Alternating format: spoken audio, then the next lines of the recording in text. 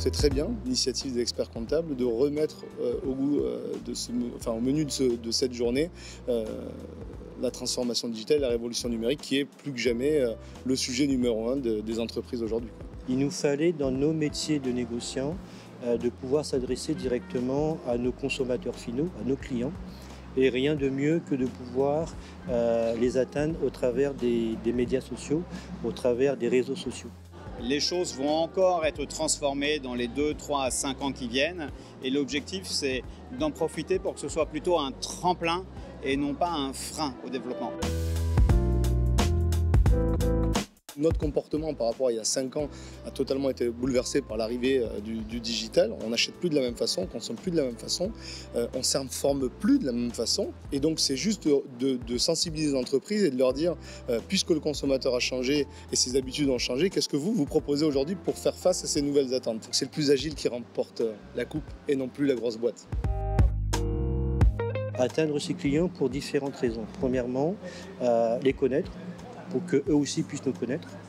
Deuxième élément, c'est d'arriver à les fidéliser.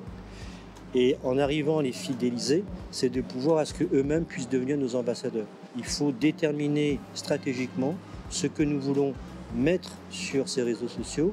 C'est comme si vous installiez une vitrine sans vous préoccuper de ce que vous allez mettre dans cette vitrine.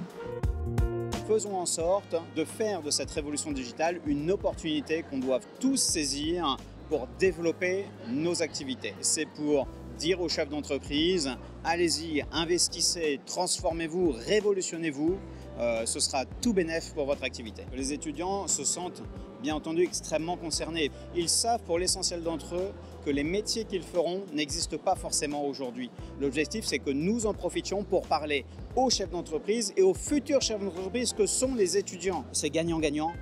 Nous, on a intérêt à côtoyer ces gens-là et puis eux ont intérêt à venir réfléchir avec nous. Donc c'est vraiment l'objectif de cette journée, c'est être sur un sujet où on se gratte un peu les esprits. C'était le bon moment pour faire ce sujet.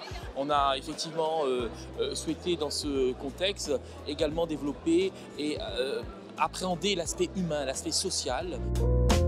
Je pense que mieux on maîtrise les outils informatiques, plus ça sera facile en fait.